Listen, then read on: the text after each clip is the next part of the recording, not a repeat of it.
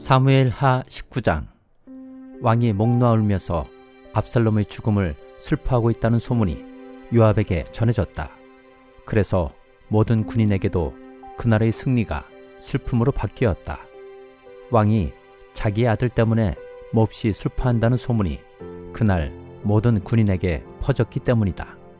그래서 그날 군인들은 마치 싸움터에서 도망쳐 나올 때에 부끄러워서 빠져나가는 것처럼 슬며시 성 안으로 들어왔다. 그런데도 왕은 두 손으로 여전히 얼굴을 가린 채로 큰 소리로 내 아들 압살롬아, 내 아들아, 내 아들 압살롬아 하고 울부짖었다. 마침내 요압이 집으로 왕을 찾아가서 항의하였다. 임금님, 모든 부하가 오늘 임금님의 목숨을 건지고 임금님의 아들들과 딸들의 목숨도 건지고 모든 왕비의 목숨과 후궁들의 목숨까지 건져드렸습니다. 그런데 임금님께서는 오히려 오늘 부하들을 부끄럽게 만드셨습니다. 임금님께서는 어찌하여 임금님을 반역한 무리들은 사랑하시고 임금님께 충성을 바친 부하들은 미워하시는 겁니까? 우리 주의관들이나 부하들은 임금님께는 있으나마나 한 사람들입니까? 임금님께서는 오늘 임금님의 본심을 드러내셨습니다. 차라리 오늘 압살롬이 살고 우리가 모두 죽었더라면 임금님께서는 더 기뻐하셨을 것입니다. 그렇지 않으시다면 이제라도 일어나 밖으로 나가셔서 임금님의 부하들을 위로의 말을 격려해 주십시오. 제가 주님의 이름을 걸고 맹세하지만 지금 임금님께서 밖으로 나가지 않으시면 오늘 밤에 한 사람도 임금님 곁에 남아있지 않을 것입니다.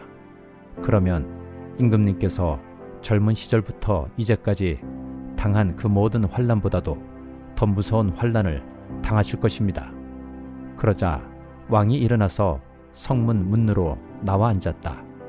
임금님께서 성문 문루에 앉아 계신다 하는 소식이 모든 부하에게 전해지니 모든 부하가 왕의 앞으로 나왔다.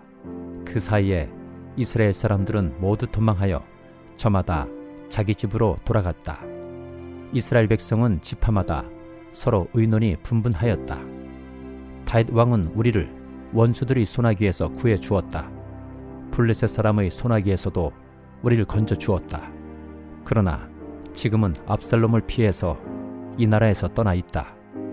우리가 기름을 부어서 왕으로 세운 압살롬은 싸움터에서 죽었다. 그러니 이제 우리가 다윗 왕을 다시 왕궁으로 모셔오는 일을 주저할 필요가 어디에 있는가? 온 이스라엘이 하는 말이 다윗 왕에게 전달되었다. 다윗 왕은 두 제사장 사독과 아비아달에게 사람을 보내서 이렇게 말하였다. 유다 장로들에게 나의 말을 전하여 주십시오. 그들이 어찌하여 왕을 다시 왕궁으로 모시는 일에 맨 나중에 되려고 하는지, 그들은 나의 친족이요 나의 고륙지친인데 어찌하여 왕을 다시 모셔오는 일에 맨 나중에 되려고 하는지 물어보시기 바랍니다.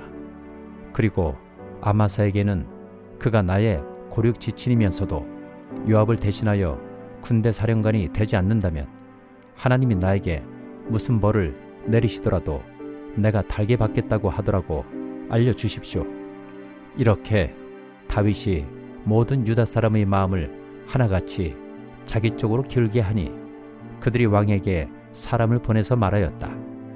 임금님께서는 부하들을 모두 거느리고 어서 빨리 돌아오시기를 바랍니다. 다윗 왕이 돌아오는 길에 요단 강가에 이르렀는데 유다 사람들이 왕을 맞이하여 요단강을 건너게 하려고 이미 길갈에 와 있었다. 바흐림에 사는 베냐민 사람의 게라의 아들인 시므이도 급히 와서 다윗 왕을 맞이하려고 모든 유다 사람들과 함께 내려왔다. 그는 베냐민 사람 1000명을 거느리고 사울 집안의 종 시바와 함께 왔는데 시바도 자기 아들 15명과 자기의 종 20명을 다 데리고 나와왔다. 이들은 요단강을 건너서 왕 앞으로 나와왔다. 그들은 왕의 가족이 강을 건너는 일을 도와서 왕의 환심을 사려고 나룻배로 건너갔다. 왕이 요단강을 건너려고 할 때에 게라의 아들 시므이가 왕 앞에 엎드려서 말하였다. 임금님, 이 종의 허물을 마음에 두지 말아 주십시오. 높으신 임금님께서 예루살렘에서 떠나시던 날 제가 저지른 죄악을 임금님께서는 기억하시거나 마음에 품지 말아 주십시오. 바로 제가 죄를 지은 줄을 이 종이 잘 알고 있습니다. 그렇기 때문에 제가 오늘 요셉 지파의 모든 사람 가운데서 맨 먼저 높으신 임금님을 맞으러 내려왔습니다. 수르의 아들 아비새가 그 말을 받아서 왕에게 말하였다. 주님께서 기름 부어 세우신 분을 시므이가 저주하였으니 그것만으로도 시므이는 죽어야 마땅한 줄 압니다. 그러나 다윗이 말하였다. 수르의 아들들은 들어라. 나의 일에 왜 너희가 나서서 오늘 나의 대적이 되느냐? 내가 오늘에서야 온 이스라엘의 왕이 된 것 같은데 이런 날에 이스라엘에서 사람이 처형을 받아서야 되겠느냐? 왕이 시므이에게 맹세하였다. 너는 처형을 당하지 않을 것이다. 그때에 사울의 손자 무비보셋도 왕을 맞으러 내려왔다. 그는 왕이 떠나간 날부터 평안하게 다시 돌아오는 날까지 발도 씻지 않고 수염도 깎지 않고 옷도 빨아입지 않았다. 그가 예루살렘에서 와서 왕을 맞이하니 왕이 그에게 물었다. 무비보셋은 어찌하여 나와 함께 떠나지 않았느냐? 그가 대답하였다. 높으신 임금님, 저는 다리를 절기 때문에 나귀를 타고 임금님과 함께 떠나려고 제가 탈 나귀에 안장을 얹으라고 저의 종에게 일렀으나 종이 그만 저를 속였습니다. 그리고는 그가 임금님께 가서 이 종을 모함까지 하였습니다. 임금님은 하나님의 천사와 같은 분이시니 임금님께서 좋게 여기시는 대로 처분하시기를 바랍니다. 제 아버지의 온 집안은 임금님에게 죽어도 마땅한 사람들 뿐인데 임금님께서는 이 종을 임금님의 상에서 먹는 사람들과 함께 먹도록 해주셨으니 이제 저에게 무슨 염치가 있다고 임금님께 무엇을 더 요구하겠습니까? 그러나 왕은 그에게 말하였다. 내가 어찌하여 그 이야기를 또 꺼내느냐? 나는 이렇게 결정하였다. 너는 시바와 밭을 나누어 가져라. 무비보셋이 왕에게 아뢰었다. 높으신 임금님께서 안전하게 왕궁으로 돌아오시게 되었는데 이제 그가 그 밭을 다 차지한들 어떻습니까?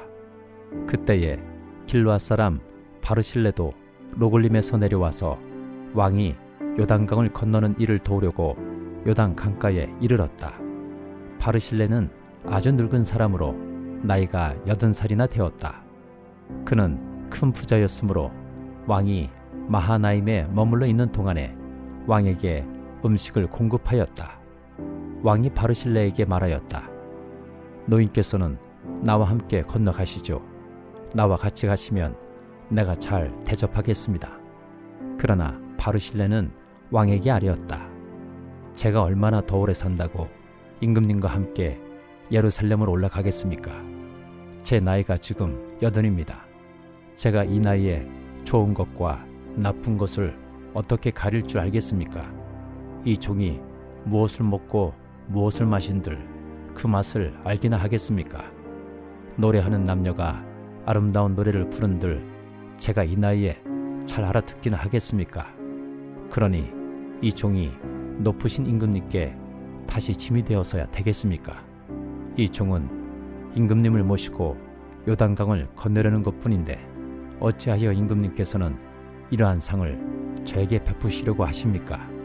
부디 이 종을 돌아가게 하셔서 고향 마을에 있는 제 아버지와 어머니의 무덤 곁에서 죽게 하여 주시기를 바랍니다.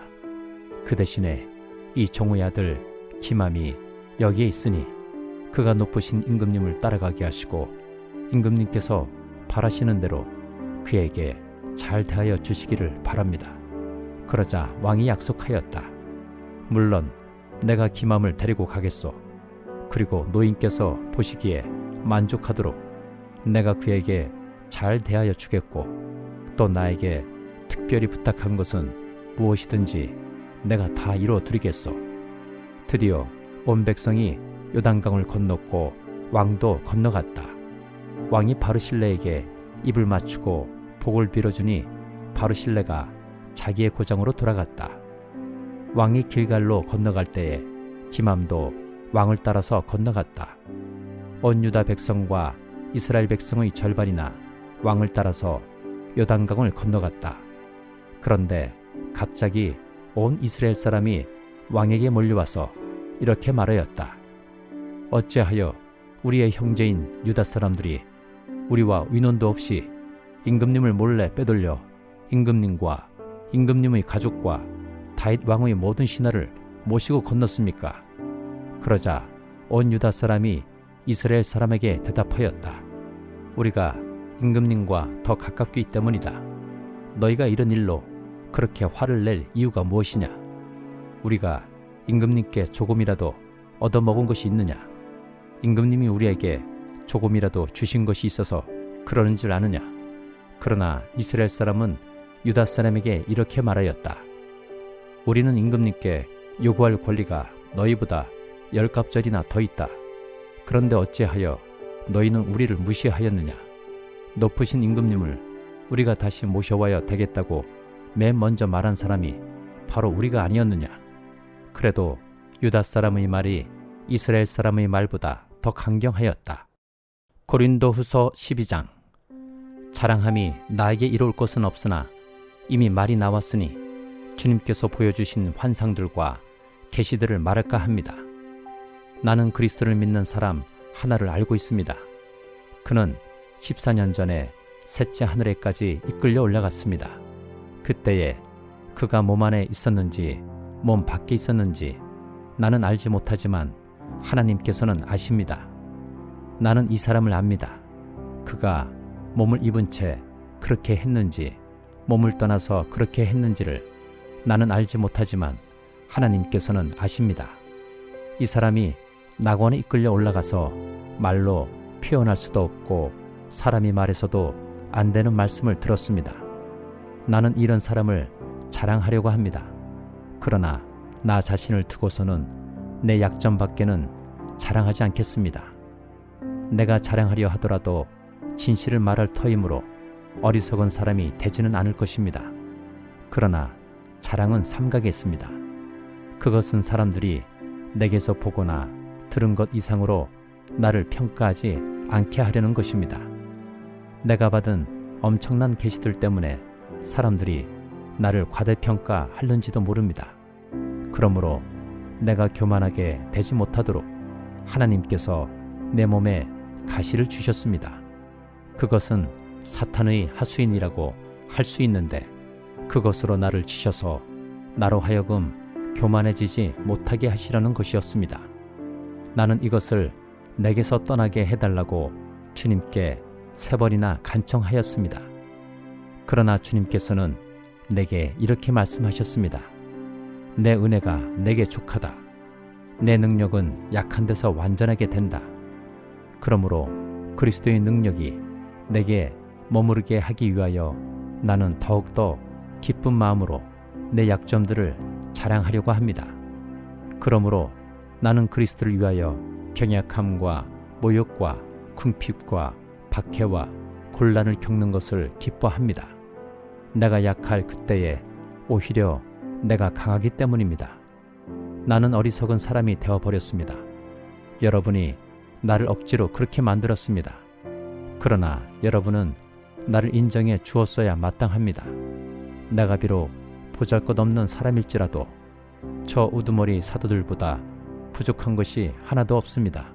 나는 여러분 가운데서 일일이 참고 견디면서 놀라운 일과 기적을 표징으로 삼아 사도가 된 표징을 행하였습니다. 내가 여러분에게 폐를 끼치지 않았다는 것을 제외하고 여러분이 다른 교회들보다 못난 점이 무엇입니까? 이렇게 한 것이 불공평한 처사라고 하면 용서하여 주시기 바랍니다. 지금 나는 이렇게 3번째로 여러분에게로 갈 준비가 되어 있습니다. 그러나 여러분에게 폐를 끼치는 일은 하지 않겠습니다. 내가 구하는 것은 여러분의 재물이 아니라 바로 여러분입니다. 자식이 부모를 위하여 재산을 모아두는 것이 아니라 부모가 자식을 위하여 재산을 모아두는 것이 마땅한 것입니다. 여러분을 위해서라면 나는 기쁜 마음으로 비용을 쓰겠고 내 몸까지도 희생하겠습니다. 내가 여러분을 더 많이 사랑하면 할수록 여러분은 나를 덜 사랑하겠습니까? 어쨌든 나는 여러분에게 짐이 된 일은 없습니다. 그런데 내가 간교한 속임수로 여러분을 사로잡았다고 말하는 사람들도 있습니다. 내가 여러분에게 보낸 사람들 가운데 누구를 통해서 여러분을 착취한 일이 있습니까? 내가 디도에게 여러분에게로 가라고 권하였고 또 그와 함께 형제 한 사람을 보냈는데 디도가 여러분을 착취한 일이 있습니까? 디도와 내가 같은 정신으로 행하고 같은 방식으로 살지 않았다는 말입니까? 아마도 여러분은 우리가 지금까지 여러분에게 자기 변명을 하고 있는 줄로 생각할 것입니다. 그러나 우리는 그리스도를 믿는 사람으로서 하나님 앞에서 말하는 것입니다. 사랑하는 교우 여러분, 이 모든 것은 여러분에게 덕이 되게 하려는 것입니다. 내가 두려워하는 것은 내가 가서 여러분을 만나볼 때에 여러분이 혹시 내 기대에 어긋나지 않을까 하는 것과 또 내가 여러분의 기대에 어긋나지 않을까 하는 것입니다. 또 여러분 가운데에 싸움과 시기와 분노와 경쟁심과 비방과 수근거림과 교만과 무질서가 있지는 않을까 두렵습니다. 내가 여러분에게로 다시 갈 때에 여러분 때문에 내 하나님께 내가 부끄러움을 당하지나 않을까 걱정이 됩니다. 또 내가 전에 죄를 지은 많은 사람들이 스스로 행한 부정함과 음란함과 방탕함을 회개하지 않는 것을 보고서 슬피 울게 되진 않을까 걱정이 됩니다. 에스겔 26장 제11년 어느 달 초하루에 주님께서 나에게 말씀하셨다. 사람아, 들어가 예루살렘을 두고 아하, 뭇백성의 관문이 부서지고 성의 모든 문이 활짝 열렸구나. 예루살렘이 황무지가 되었으니 이제는 내가 번영하게 되었다고 말하였다. 그러므로 나 주 하나님이 말한다. 들어야 내가 너를 쳐서 바닷가 물결을 치며 파도를 일으키듯이 여러 민족들이 밀려와서 너를 치게 하겠다. 그들이 드로의 성벽을 무너뜨리고 그곳의 망대들을 허물어뜨릴 것이다. 내가 그곳에서 먼지를 말끔히 씻어내고 맨 바위만 드러나도록 하겠다. 그러면 드로가 바다 가운데서 그물이나 말리는 곳이 될 것이다. 내가 한 말이니 그대로 될 것이다. 나 주 하나님의 말이다. 드로가 여러 민족에게 약탈을 당할 것이다. 해변에 있는 드로의 성읍들도 칼에 죽을 것이다. 그때야 그들이 비로소 내가 주인 줄 알 것이다. 나 주 하나님이 말한다. 내가 왕들 가운데 우뜸 가는 왕 바빌로니아 왕 느부갓네살을 북쪽에서 데려다가 두로를 치겠다. 그가 말과 병거와 기병과 군대와 많은 백성을 이끌고 올 것이다. 내 땅에 자리 잡고 있는 내 딸 성읍들을 그가 칼로 죽일 것이다. 그가 너를 치려고 높은 사다리를 세운다. 너를 공격하려고 흙언덕을 쌓고 방패를 갖춘다. 쇠망치로 내 성벽을 허물고 갖가지 허무는 연장으로 내 망대들을 부술 것이다. 그의 군마들이 많아서 너는 그들이 먼지에 묻힐 것이다. 그가 마치 무너진 성읍 안으로 들어오듯이 내 모든 성문 안으로 들어오면 그의 기병과 병거의 바퀴 소리에 내 모든 성벽이 진동할 것이다. 그가 말발굽으로 내 거리를 짓밟을 것이고 칼로 내 백성을 죽일 것이며 내 튼튼한 돌기둥들도 땅바닥에 쓰러뜨릴 것이다. 그의 군인들이 너에게 와서 재산을 강탈하고 상품들을 약탈하고 성벽들을 허물고 마음에 드는 집들을 무너뜨리고 모든 석재와 목재와 흙덩이까지도 바닷속으로 집어던질 것이다.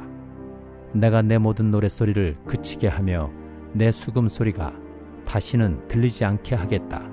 내가 너를 맨바위로 만들겠고 너는 그물이나 말리는 곳이 되고 다시는 아무도 너를 새로 짓지 못할 것이다. 내가 한 말이니 그대로 될 것이다. 나 주 하나님의 말이다. 나 주 하나님이 두로를 두고 말한다. 내가 쓰러지는 소리가 들리고 내 한가운데서 부상당한 자들이 신음하고 놀라운 사륙이 저질러질 때에 섬들이 진동하지 않을 수 있겠느냐. 그때에는 해변 주민의 왕들이 그들이 왕자에서 내려오고 그들이 왕복을 벗고 수놓은 옷들도 벗어버릴 것이다. 그들은 두려움에 사로잡혀 땅바닥에 앉아서 때도 없이 떨며 너 때문에 놀랄 것이다. 그들은 너를 두고 애가를 지어 부를 것이다. 너 항해자들이 머물던 성읍아, 내가 어쩌다가 이렇게 망하였느냐. 그렇게도 이름을 날리던 성읍, 바다에서 세력을 떨치던 그 성읍, 그 주민과 그 성읍이 온 육지를 떨게 하지 않았던가. 오늘 내가 쓰러지니 섬들이 떨고 있다. 바다에 있는 섬들이 내 종말을 지켜보며 놀라고 있다. 나 주 하나님이 말한다. 내가 너를 사람이 살지 않는 성읍처럼 황폐한 성읍으로 만들고 깊은 물결을 내 위로 끌어올려서 많은 물이 너를 덮어버리게 하고 너를 구덩이로 내려가는 사람들과 함께 내려가 옛날에 죽은 사람들에게로 가게 하겠다. 그리고 내가 너를 구덩이로 내려간 사람들과 함께 저 아래 깊은 땅속 태고 쪽부터 황폐하여진 곳으로 들어가서 살게 하여 내가 다시는 이전 상태로 회복되거나 사람들이 사는 땅에서 한 목퉁이를 차지하지 못하게 하겠다. 내가 너를 완전히 멸망시켜서 없애버리겠다.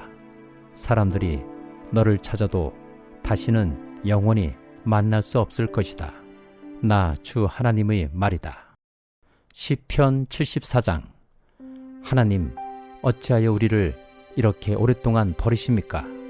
어찌하여 주님이 목장에 있는 양떼에게서 진노를 거두지 않으십니까?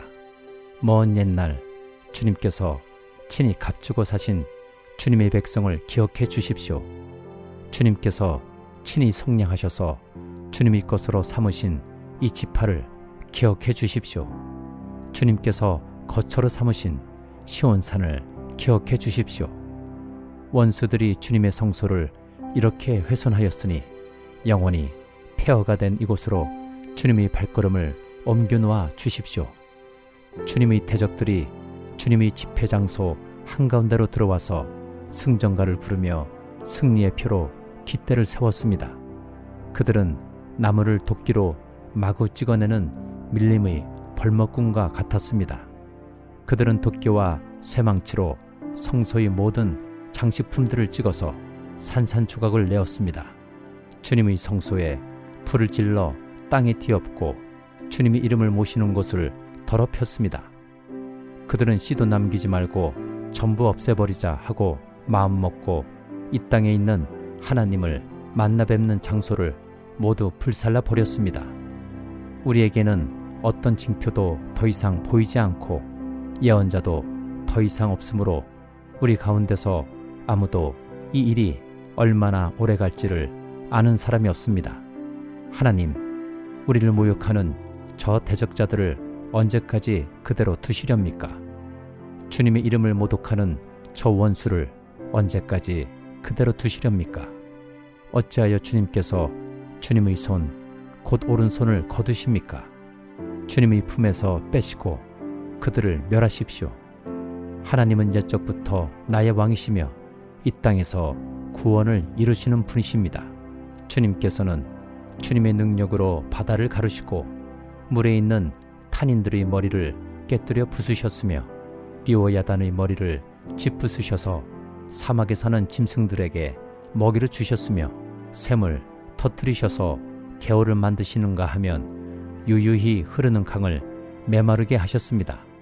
낮도 주님의 것이요 밤도 주님의 것입니다. 주님께서 달과 해를 제자리에 두셨습니다. 주님께서 땅의 모든 경계를 정하시고 여름과 겨울도 만드셨습니다. 주님, 원수가 주님을 비난하고 어리석은 백성이 주님의 이름을 모욕하였습니다. 이 일을 기억하여 주십시오. 주님께서 맷비둘기 같은 주님이 백성의 목숨을 들짐승에게 내주지 마시고 가련한 백성의 생명을 영원히 잊어버리지 마십시오. 땅의 그늘진 곳마다 구석구석 폭력배의 소굴입니다. 주님께서 세워주신 언약을 기억하여 주십시오. 억눌린 자가 수치를 당하고 물러가지 않게 해 주십시오. 가련하고 가난한 사람이 주님의 이름을 찬송하게 해 주십시오. 하나님, 일어나십시오. 주님의 소송을 이기십시오. 날마다 주님을 모욕하는 어리석은 자들을 버려두지 마십시오. 주님께 항거해서 일어서는 자들의 소란한 소리가 끊임없이 높아만 가니 주님의 대적자들의 저 소리를 부디 잊지 마십시오.